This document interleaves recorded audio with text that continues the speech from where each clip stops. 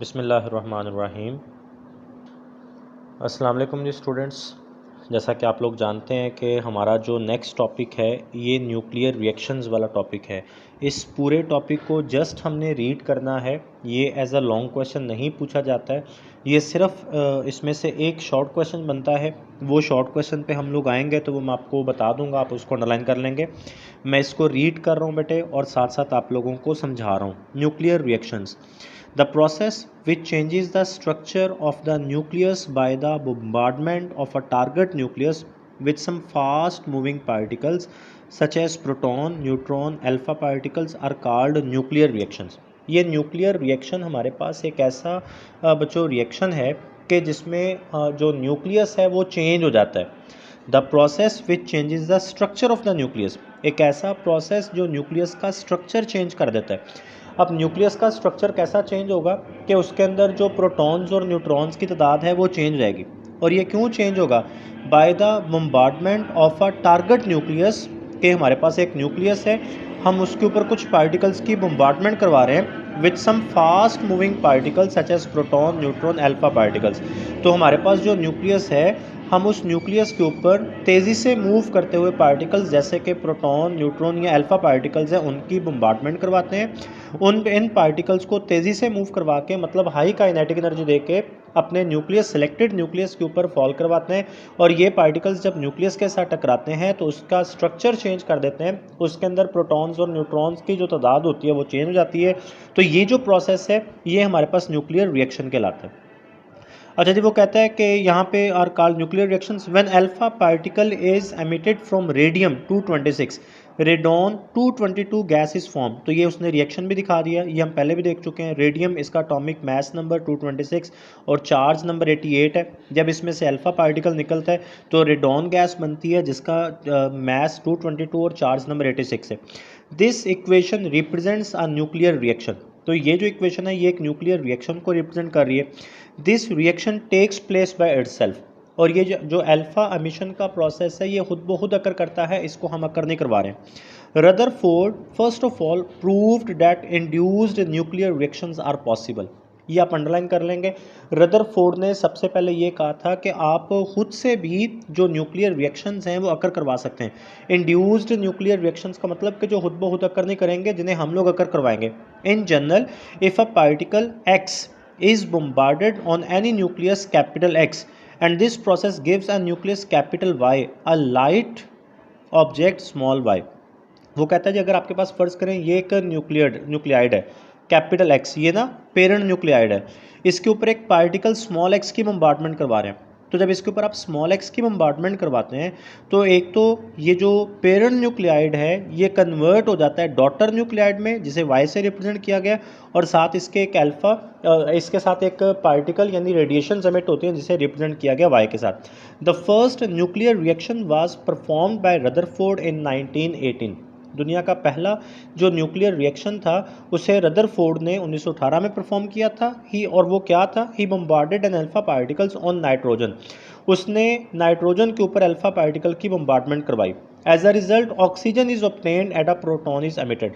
तो जब उसने नाइट्रोजन के ऊपर अल्फा पार्टिकल की बम्बार्डमेंट करवाई तो बच्चों हमारे पास ऑक्सीजन का एक एटम बन गया और उसके साथ एक प्रोटॉन एमिट हुआ। अब आप यहाँ पे रिएक्शन भी देख सकते हैं।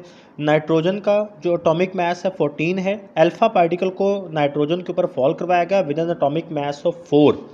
तो ऑक्सीजन बनी जिसका एटॉमिक मास 17 और एक प्रोटॉन आया जिसका एटॉमिक मास 1।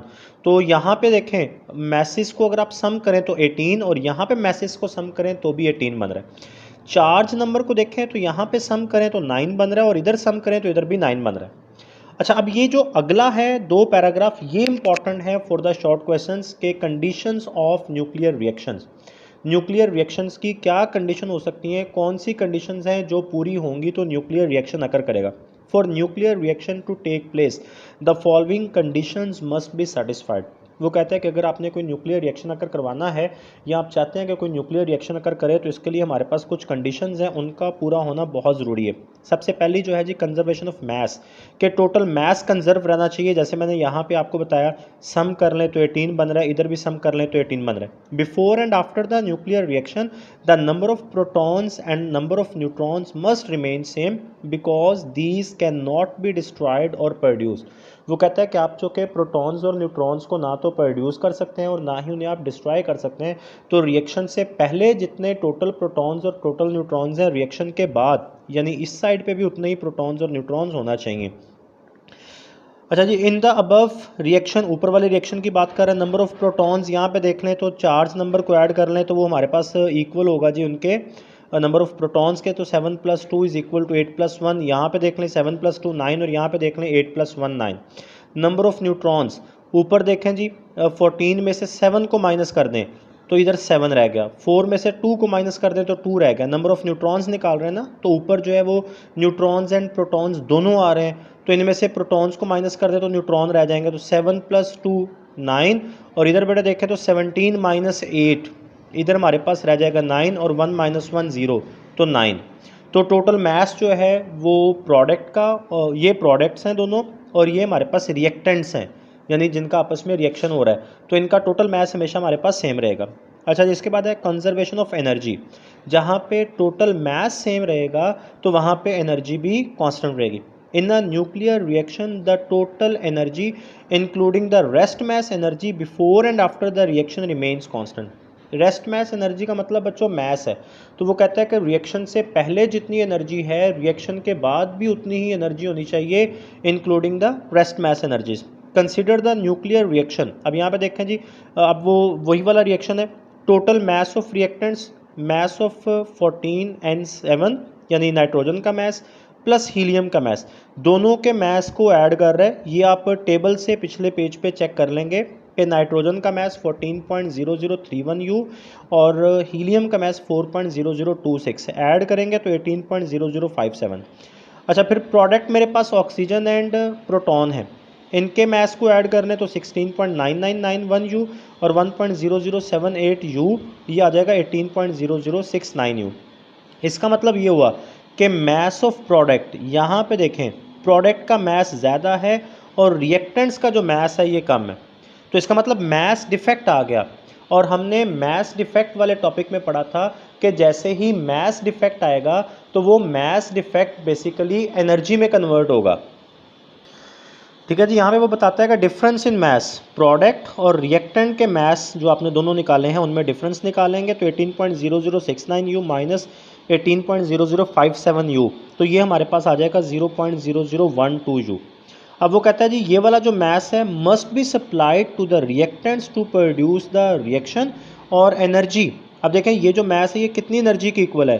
कल आप लोगों को बताया गया था कि 1 U is equal to 931 mega electron volt, तो 0.0012 U जो है इसे 931 से मल्टीप्लाई कर लें तो 1.13 mega electron volt energy must be supplied to the reactants. ये उसने वो चीज़ बता दी है, ये बड़ा इंपॉर्टेंट MCQ है बच्चों, ये आप इसको अंडरलाइन करेंगे कि 1 U is equal to 931 mega electron volt, तो फिर 0.0012 U जो होगा हमारे पास ये 1.13 मेगा इलेक्ट्रॉन वोल्ट एनर्जी के इक्वल होगा।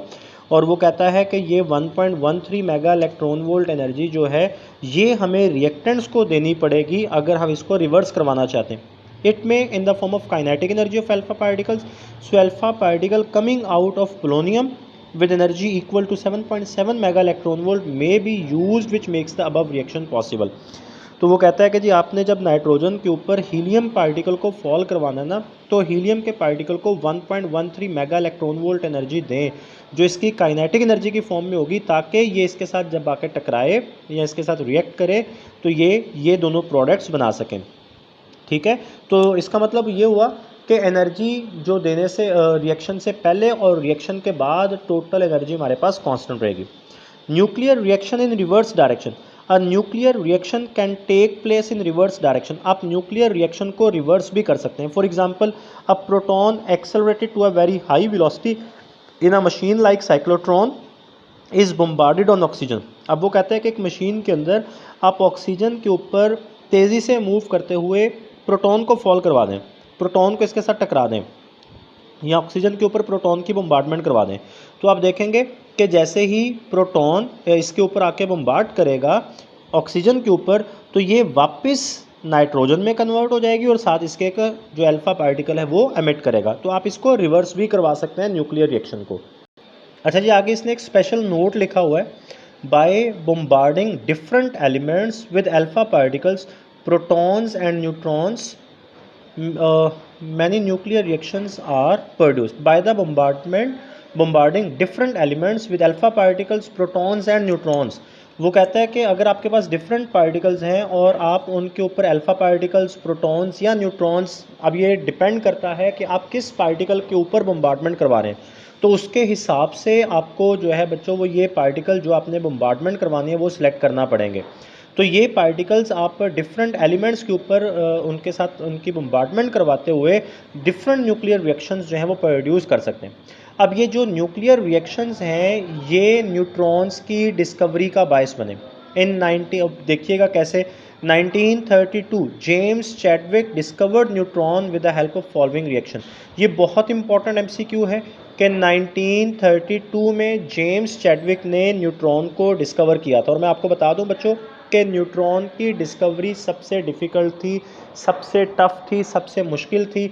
और इसकी रीज़न क्या है, क्योंकि न्यूट्रॉन एक न्यूट्रल पार्टिकल है, न्यूट्रॉन के न्यूट्रल होने की वजह से इसकी डिस्कवरी सबसे डिफ़िकल्ट थी। तो जेम्स चैडविक ने ये एक रिएक्शन हमें बता रहा है जी, इससे उसने न्यूट्रॉन को डिस्कवर किया था। Chadwick bombarded alpha particles on the nucleus of beryllium Be94 which is converted into carbon. तो चैडविक ने बेरिलियम के ऊपर अल्फ़ा पार्टिकल्स की बम्बार्डमेंट करवाई। जब वो अल्फ़ा पार्टिकल्स बेरिलियम के ऊपर स्ट्राइक किए, फॉल किए, तो वो कार्बन में कन्वर्ट हो गया and a neutron was obtained. और कार्बन एटम के साथ एक न्यूट्रॉन जो है वो डिस्कवर हो। ये रिएक्शन देख लें जी, बेरिलियम 94 था, इसके ऊपर अल्फ़ा पार्टिकल 42 फॉल करवाया तो कार्बन 12 6 बना। अब इधर देखें 9 + 4 13 और इधर भी सिर्फ 12 आ रहा है, तो फिर इधर एक ऐसा पार्टिकल आया जिसका मास 1 हो सके। लेकिन नीचे देखें जी 4 + 2 6, तो कार्बन का 6 पूरा हो गया। तो यहाँ पे एक ऐसा पार्टिकल चाहिए था जिसका एटॉमिक मास तो 1 हो बट चार्ज 0, तो वो न्यूट्रॉन ही बनता है। तो इसलिए उसने कहा कि बेरिलियम के ऊपर जब इसको अल्फ़ा पार्टिकल को फॉल करवाया गया तो वो कार्बन और न्यूट्रॉन में कन्वर्ट हुआ। When neutrons are pass through a block of paraffin. अब ये जो न्यूट्रॉन प्रोड्यूस हो रहा है यहाँ से, उनको ये उसने जी अल्फ़ा पार्टिकल्स की बम्बार्डमेंट करवा रहा है बेरिलियम पे, ये न्यूट्रॉन्स आ रहे हैं, इन न्यूट्रॉन्स को फॉल करवाया जा रहा है पैराफिन पे। Fast moving protons were ejected out of paraffin. तो ये न्यूट्रॉन्स जब जाके पैराफिन के एटम के साथ टकराए तो उन्होंने वहाँ से फास्ट मूविंग प्रोटॉन्स को बाहर निकाल दिया, प्रोटॉन्स की उन्होंने जो है वो आयोनाइजेशन की। This was so because the paraffin contains hydrogen atoms whose nuclei are protons. तो उसने कहा कि ऐसा इसलिए था, न्यूट्रॉन ने इसलिए यहाँ से प्रोटॉन्स को बाहर निकाला कि पैराफिन के अंदर हाइड्रोजन एटम्स थे और हाइड्रोजन अब न्यूट्रॉन चूँकि हैवी पार्टिकल है तो वो अपने मास के बराबर यानी न्यूक्लियस के साथ टकराएगा तो ही वो स्लो डाउन होगा। तो वो पैराफिन के एटम्स के न्यूक्लियस के साथ जब टकराया तो न्यूक्लियस के अंदर पड़ा हुआ था प्रोटॉन, तो उसने प्रोटॉन्स को बाहर निकाल दिया। This was so because the paraffin contains hydrogen atoms whose nuclei are protons. Paraffin के अंदर हाइड्रोजन एटम्स होते हैं जिनके न्यूक्लियस के अंदर प्रोटॉन्स होते हैं। The mass of a proton is approximately equal to that of neutron. तो न्यूट्रॉन का मास और प्रोटॉन का मास तकरीबन आपस में बराबर होता है, इसलिए न्यूट्रॉन ने प्रोटॉन की आयोनाइजेशन की है। A neutron makes an elastic collision with proton and knocks out it out of paraffin. तो न्यूट्रॉन प्रोटॉन के साथ टकरा के रेस्ट पे आता है और पैराफिन में से वो प्रोटॉन को बाहर निकालता है। उम्मीद करता हूँ जी आपको ये समझ आ गया होगा, आप इसको अच्छे से पढ़ लेंगे और अंडरस्टैंड कर लेंगे। अल्लाह हाफिज़।